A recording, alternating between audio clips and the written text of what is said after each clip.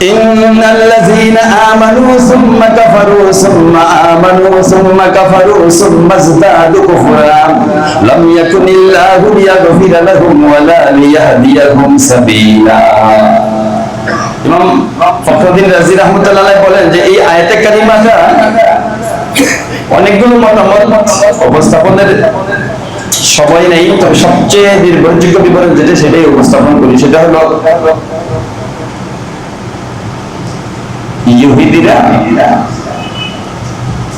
হযরত মুসা আলাইহিস প্রতি ঈমান আনছে, তাওরাতের প্রতি ঈমান আনার পরে মাঝখানে আবার বেঈমান হয়ে গেছে বাছুরের পূজা করে, জানেন না? বাছুরের পূজা করে আবার বেঈমান হয়ে গেছে, আবার তওবা করছে, তওবা করার পরে আবার মুসলমান হওয়ার পরে চলতেছে কিছুদিন, যেই ঈসা ইসলাম দুনিয়ার মধ্যে আগমন করছে আবার ঈসা ইসলামকে তারা অস্বীকার করা হয়েছে। তো প্রথম ঈমান আনছে মুসা ইসলামের প্রতি, কিছুদিন গেছে, তারপরে ঈমান আনছে বাছুরের প্রতি, বাছুরের প্রতি ঈমান আনার পরে বেঈমান হয়ে গেছে, আবার নতুন করে ঈমান আনছে। ঈমান আনার পরে যেই ঈসা ইসলাম আসছে ওনাকে ওনারা অস্বীকার করছে। ওনারা কি বলছে? যারা সন্তান। কি বলছে? ঈমান তো আনেই নাই, বরং অতিরিক্ত একটা অপবাদ চাপাই দিয়েছে যারা সন্তান। এই তো কুফরি করছে, তুমি মুহাম্মদ আসার সাথে সাথেই তোমাকে অস্বীকার করে তাদের কুফরিকে আরো বৃদ্ধি করছে। বুঝছেন কিনা? এবার দেখেন ভাষাটা ঠিক সেম।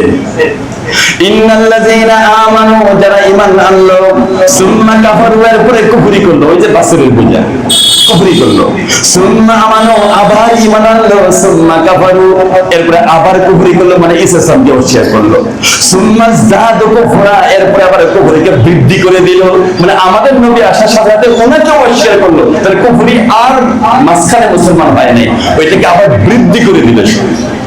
ঈসা আলাইহিস সালামকে অস্বীকার করার পরে আবার আমাদের নবীজিকে অস্বীকার করে এই কুফরিকে বৃদ্ধি করে দিল। তাদের সুসংবাদ কি বা দুঃসংবাদ কি? লাম ইয়াকুনিল্লাহু লিয়াগফিরা লাহুম, এদের কোনো ক্ষমা হবে না, এদের কি হবে না? ক্ষমা হবে না। ওয়ালা লিয়াহদিয়াহুম সাবিলা, এরা হেদায়েত পাবে না। কাজেই বর্তমান পৃথিবীতে যে ইহুদিগুলো আছে, যেহেতু আমাদের নবীজির প্রতি ঈমান আনে নাই, তো ১৫০০ বছর এদের কুফরি কমছে না আরো বাড়ছে? বৃদ্ধি পাইতে আছে। এদের কুফরির উপরে এরা মজবুত হইতে আছে।